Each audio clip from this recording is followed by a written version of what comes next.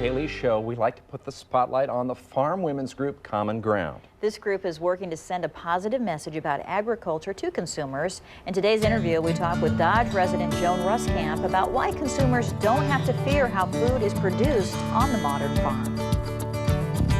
Hey everybody, I am here today with Joan Ruskamp. She is from Dodge, Nebraska, and you're here at the FFA convention. What are you talking about?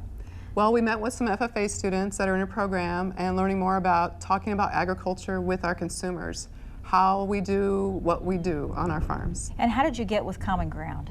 Well, I was kind of concerned about things I was reading about my job and what I was doing that weren't accurate, and Common Ground had just started and they were looking for volunteers to go out and meet with consumers and answer their concerns, and so that's what got me started. Okay, so what were you hearing? What are some of the misconceptions that are out there?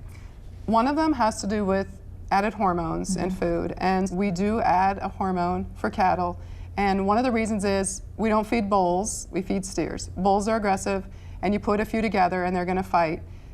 When we feed cattle, we want calm, collected, content cattle, and so that's why we neuter them and make them steers. So we use an added hormone as a pellet that goes under the skin in the ear.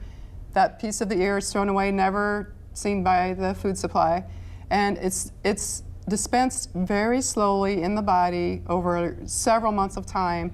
It sends a message to a receptor that causes that body to do something, like use less feed to produce more muscle.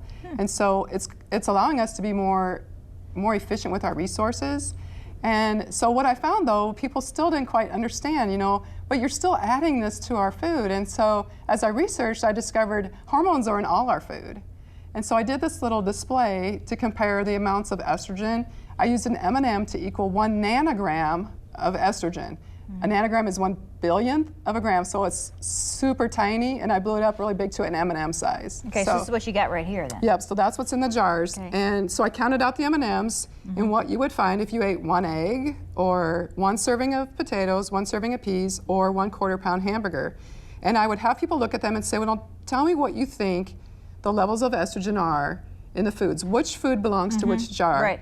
And 99% of the time, people who aren't familiar with agriculture and farming would say, and actually even some farmers would say this was the beef.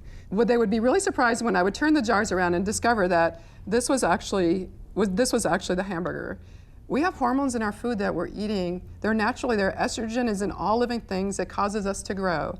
So let's understand that hormones are used to make body functions happen. They don't sit in muscle tissue and hang out for people to eat later. Yeah.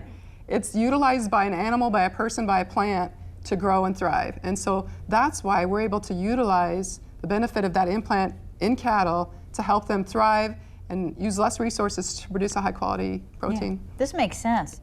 Good to have you here today, and Thank thank you. I love this demonstration. Thank you. That really made it easy to understand, I think. So Thank you. Thank you, Joan.